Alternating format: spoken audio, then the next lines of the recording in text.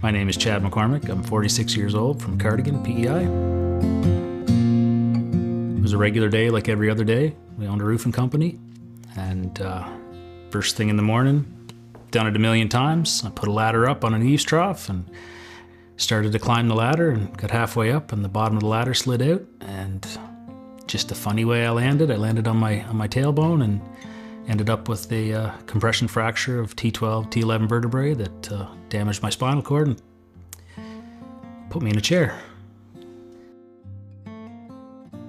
The attending physician knew right away to send me to Moncton because we needed surgery, so off to Moncton we go. I had an incredible surgeon, Dr. Sherray. He was a fantastic. He did a decompression surgery, so basically he screwed some screws into the good vertebrae above and below this injury and put some threaded rod in there and stretched my spine out to the length it's supposed to be and decompressed those vertebrae. And he was there when I woke up, and he was brutally honest. He said, "Where you are right now with your injury," he said, "you're probably gonna stay there." He said, "It didn't look good in there. So your chances are you're gonna be in a chair for the rest of your life. Just prepare for that." I ended up with a lot of infection, and that laid me up for quite a few months, and then ended up with a bunch of blood clots, pulmonary embolisms through my heart and lungs that was almost deadly. So I got to spend some time in the ICU in Charlottetown, which is amazing. They have the best beds, they have the best air. And once I got strong enough after the infections to actually be in rehab and talk with Jufa and Danica and everybody there, it was a quick journey to get strong again. It didn't take me long. It was tough, but it was quick, and I would have liked to spend a little more time with Jufa just because his laugh is infectious. But yeah, he helped me get strong and be able to come home to this beautiful home.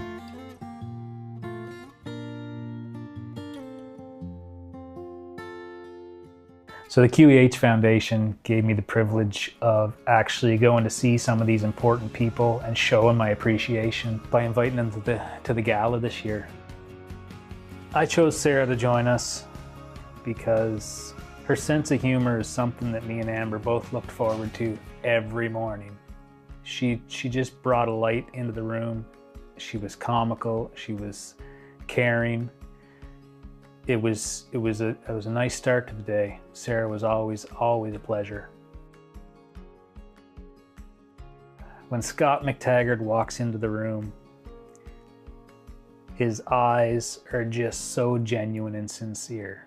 He's the most compassionate man I've ever seen. He just belongs in that role. He's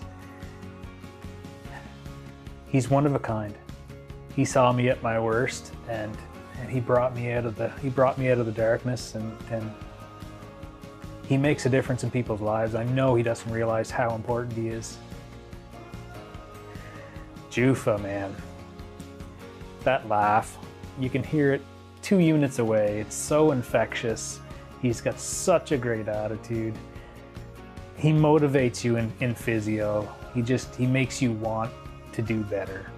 No matter how you feel, when he smiles and laughs and tells you to do something, you want to do it. You want to do it for him.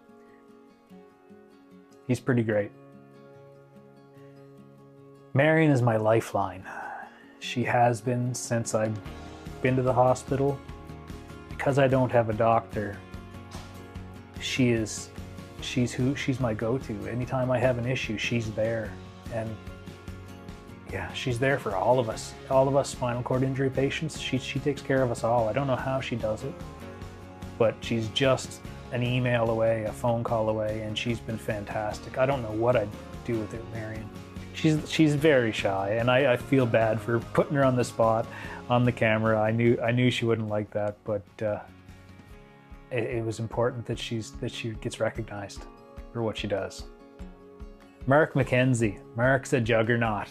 He works so hard for all of us here. He's someone I look up to.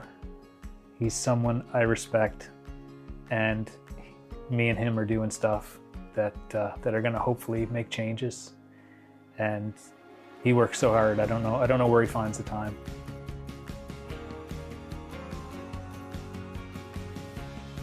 Dr. Chris Saunders. Man. I quite literally wouldn't be sitting here if it wasn't for Dr. Chris Saunders. Yeah. He saved my life. Made sure my wife wasn't a widow. He's pretty important to me. And he's important to a lot of people. I mean, Unit 7 wide, like, he cares so much. He works so hard for us. And we did look forward to his visits. Like, he'd come in just like a friend. He'd come into my room, he'd put his man purse down and he'd sit down in the chair and he'd just shoot the crap. Like, he just want to just talk, just like buddies, just like friends. And he'd listen to what you had to say. He cared.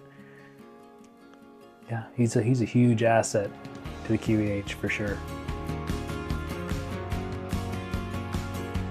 It's so nice to see them again and to tell them how important they are, and what they're doing is it means something, and it's making a difference in people's lives.